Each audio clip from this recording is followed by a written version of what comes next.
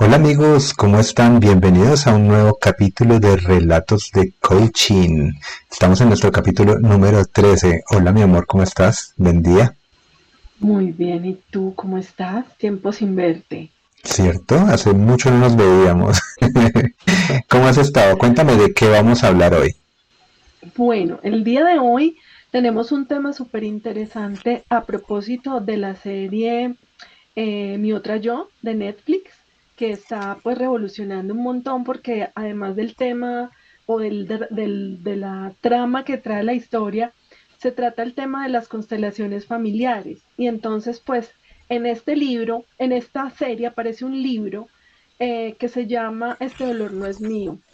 Y nosotros, pues como buenos curiosos y buenos nerds de la información sanadora, estamos ya leyéndonos este libro, pues estamos es mucho, es decir mucho porque en realidad yo al que se lo lee y yo la que después recibo el informe ejecutivo de él y lo podemos entonces analizar, nos lo ponemos nosotros en nuestra propia vida, lo ponemos en nuestro cuerpo y ya después lo podemos poner al servicio de nuestros consultantes en cada una de las sesiones. Entonces, pues a raíz de la lectura de este libro, del estudio de este libro, pues hemos conocido algunas herramientas muy poderosas que nos pueden servir para estos procesos de sanación y una de ellas es la que quiero como compartir hoy, pues puesto que ya la estamos utilizando en nuestras sesiones. Y esta herramienta son las frases o los códigos nucleares.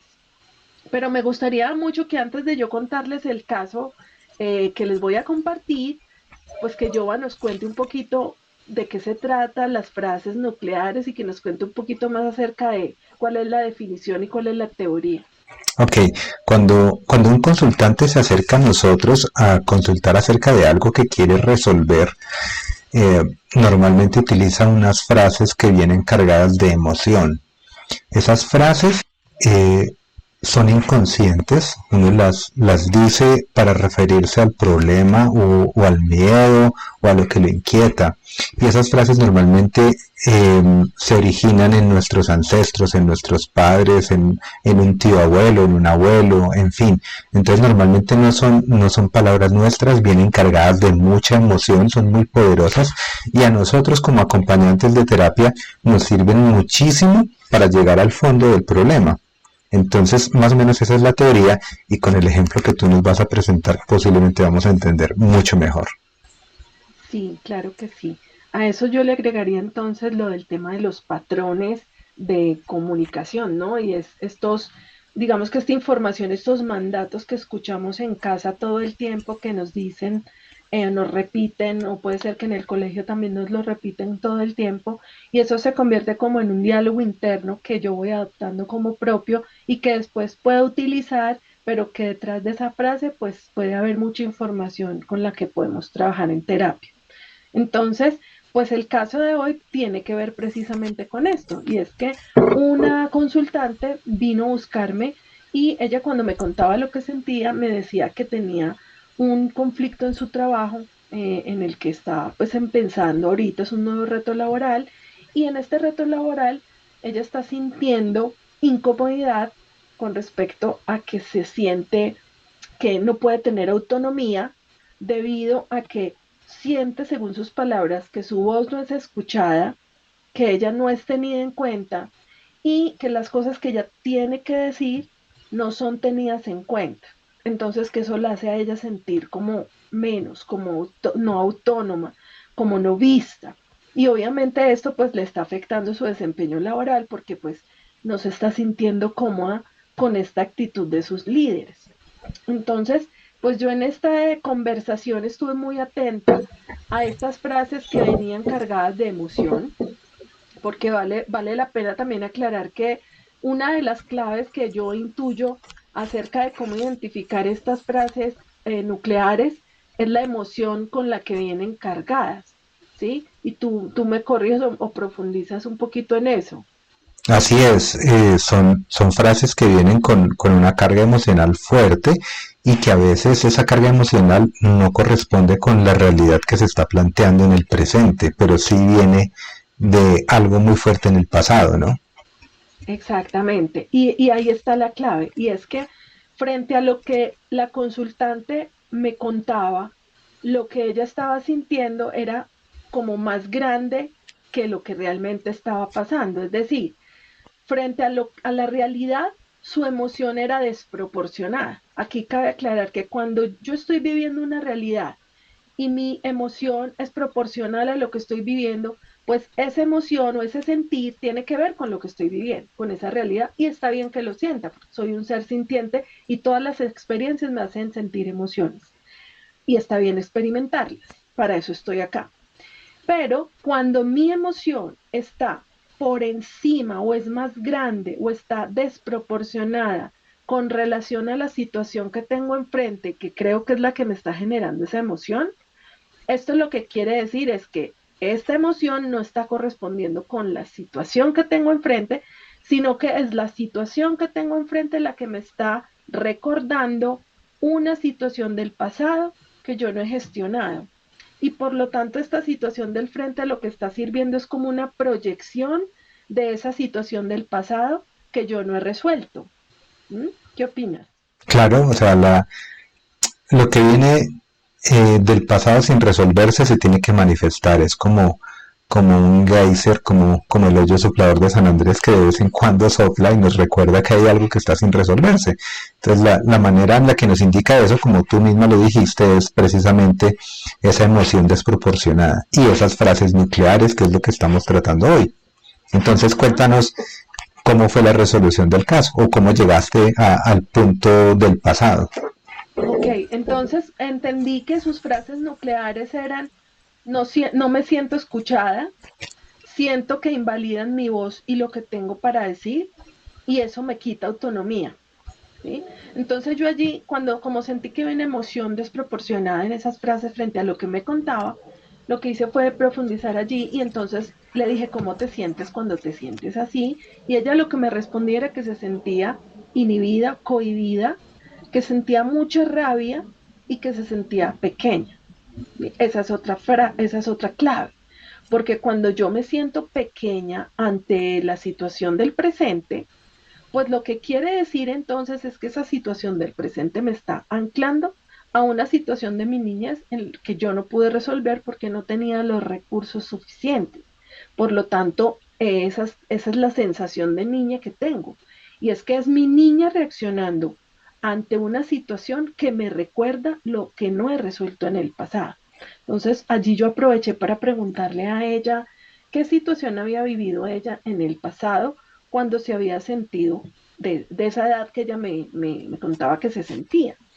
Y lo que ella recordó fue que su padre la reprimía mucho cuando ella quería expresar sus ideas o quería expresar sus opiniones, porque el papá era como quien tenía la última palabra y se lo decía de una forma muy brusca en la que ella se sentía realmente reprimida, cohibida, tenía que irse a encerrar a su cuarto, lloraba con mucha rabia y se tenía que tragar toda esa información que ella tenía para decir, pero no solo eso, sino que además se tragaba la emoción de lo que estaba pasando en ese momento. Entonces, claramente en esta situación del presente, ella está proyectando la misma situación y es el jefe o la jefe representa a ese padre y ella se pone en la niña, en esa niña que no puede hablar, no puede decir lo que piensa, porque si lo dice se pone en peligro y su forma de sobrevivir a ese peligro es quedándose callada, escondiéndose en su cuarto y yéndose a llorar y reprimiendo lo que tiene para decir. ¿Mm? ¿Cómo vamos hasta ahí? ¿Tú qué opinas de esto? Pues me parece espectacular cómo lleva esta ancla, esta frase nuclear a ese pasado doloroso donde la niña se resiente porque no tiene voz, ¿no? Y pues también me llama la atención que en el presente ella tiene que aceptar la jerarquía en su trabajo y digamos no es necesario que se quede callada, no es necesario que se sienta regañada, simplemente que entienda su lugar en la empresa, estamos hablando de sistémica empresarial y que respete esa jerarquía, que puede opinar, que puede tener diferencias con su equipo de trabajo, inclusive con su líder, puede tener diferencias, pero eso no implica que se sienta regañada como lo está sintiendo la niña, ¿no? Ajá, claro que sí. Lo que pasa es que entonces en el presente ella no tiene los recursos suficientes para reaccionar o adaptarse a esa situación porque no ha resuelto el pasado. Exacto. Entonces es ahí donde hay que trabajar primero con la niña para que ella como adulta, haciéndose cargo de su niña interior, le permita a su niña primero en la escena, esa escena que pues la trabajamos en sesión, que es como una especie de visualización o movimiento sistémico en el que vamos a ese momento en el que ella no podía hablarle al papá y llega su adulta a intervenir, no a cambiar nada de lo que pasó, porque como fue estuvo bien, pero sí llega a intervenir y a permitirle a esa niña que exprese lo que siente y lo que quiere decir. Y en el día a día ella como adulta se va a empezar a permitir es expresarse sin exigirse perfección, sin exigirse tener la razón, simplemente dándose cuenta y escribiendo un nuevo guión mental diferente al que escribió cuando usó el silencio o el quedarse callada como un mecanismo de supervivencia, porque había un depredador que si ella hablaba le podía hacer daño, ¿no? En el inconsciente así se interpretó. Y ahora ella trae esa misma herramienta y la usa con su jefe, pero resulta que ya no es necesario porque ella ahora sabe, primero que es una adulta a cargo, que está a cargo de su niña y que su niña ya con ella puede expresarse, y ya no es lo mismo que antes, pero no solo eso, sino que además ella como adulta puede especificar que frente, o puede darse cuenta de que frente a ella no hay un depredador que la pueda matar, que se la pueda comer, sino que lo peor que podría pasar es que se equivoque o que la corrijan o que el líder le diga que no tiene la razón y punto, pero ella no se va a morir, entonces no es necesario utilizar el mecanismo de supervivencia que hasta ahora le ha servido para sobrevivir. Tal vez sea un caso parecido al que yo viví, y es que uno de mis mayores traumas es que me regañen. Y resulta que en mi casa a nosotros no nos castigaban, pues no nos pegaban físicamente, sino que lo peor que podía pasar era que nos regañaran. Entonces, en un trabajo donde a mí alguien me levante la voz y me regañe, yo me siento muy mal, ¿no? Y es precisamente por esa ancla del pasado. Entonces, saber que ella está a salvo en su trabajo, saber que las consecuencias no son de vida o muerte como tú lo planteas, sino que simplemente es una diferencia de opinión y que todos tenemos el derecho a tener diferentes opiniones es reconfortante, ¿no? Pero hay que hacérselo saber al niño que estamos a salvo y que como adultos estamos frente a un espacio en el que todo el mundo puede opinar y puede tener diferencias de opiniones. Obviamente hay un líder que es el que toma las decisiones y por eso es el líder, ¿no? Claro, y ese es la otra parte del proceso de sanación, y es que la niña reconoce a al padre como el grande y el que está decidiendo las normas y los límites de esa casa, y aunque a mí me parezca que fue equivocada la forma en la que reaccionó, pues yo en ese momento soy una niña que está en manos de este adulto que está a cargo, ¿sí? Y de alguna manera, pues sobreviví porque acá estoy, entonces yo tengo que reconocer el lugar de mi padre como el grande y yo como la pequeña y reconocer que esos límites de alguna forma me aportaron, pero también puedo empezar a decidir hacerlo de otra forma conmigo misma y entonces dejar de reprimirme como lo hicieron y empezar a permitirme expresarme sin exigirme la perfección o tener la razón. No es el objetivo aquí es expresar, no tener la razón, no equivocarme, no hacerlo perfecto, no, la tarea aquí es permitirme expresarme sin miedo a las consecuencias. Y Y como entonces adulta. eso, y como adulta. Entonces, cuando ya ella se puede parar en la adulta responsable de su niño interior y habiendo honrado al padre y su lugar en la jerarquía, ella también ya puede tener herramientas para honrar a su jefe y poder respetar la opinión del jefe o las directrices que el jefe dé, así ella no esté de acuerdo, porque ella está al servicio de un sistema y por lo tanto, pues debe honrar el líder y sus decisiones, aunque no esté de acuerdo con eso. Esa es la manera adulta en la que yo gestiono una situación como esa. Y es No lo puedo cambiar, pues entonces me adapto. ¿Cómo me voy a adaptar yo a esta situación? Mientras no vaya en contra de mis valores. Me encanta. Y bueno, volviendo al tema principal de nuestro podcast, que son las frases nucleares, yo quiero notar que estas frases son muy claves para nuestros procesos como acompañantes, porque nos permiten a nosotros identificar eh, cuál es el trauma, a dónde nos va llevando el trauma con por ejemplo, esa pregunta que tú hiciste de qué edad te sientes como una niña, de qué edad te sientes, eso nos lleva a un pasado y eso nos lleva a recordar esas vivencias del pasado. Y también quiero anotar que como persona, para mí es muy difícil identificar esas frases nucleares porque yo ya las tengo interiorizadas y las repito inconscientemente, las digo inconscientemente. Entonces, siempre se requiere o se recomienda del apoyo de alguien externo como nosotros que somos los acompañantes de estos procesos de cambio, eh, para poder identificar estas frases, las emociones que vienen con estas frases, las emociones tan cargadas que vienen en estas frases y poder desenmarañar el nudo que representa el problema, ¿no? Así es. Entonces es importante lo que me recuerda todo esto es cuando empecé a estudiar coaching, que mi primer curso fue el de ontología del lenguaje.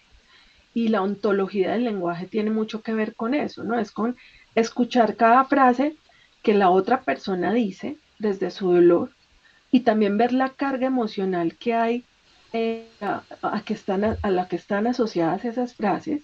Y lo otro es ver qué hay detrás de cada palabra, porque detrás de cada palabra viene mucha información que es lo que realmente nos sirve para profundizar en el proceso. Muchas veces lo que dice la persona es la ventana para entrar o la puerta para entrar hacia donde está realmente la verdad que la persona viene a expresar. Perfecto, Lina. Muchísimas gracias. Gracias por compartir con todos, por compartir esta experiencia. Me encanta también poder aportar de lo que estoy aprendiendo para nuestros propios procesos de aprendizajes.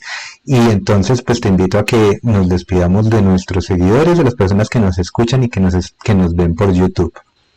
Muchas gracias. Bueno, entonces los invito a que nos sigan escuchando. Vamos a hacer un próximo capítulo muy interesante porque vamos a hablar sobre una experiencia mía con una de estas frases nucleares, o más bien con tres frases nucleares que descubrí y que pues me hicieron tener una experiencia muy sanadora que pude compartir con Yoba.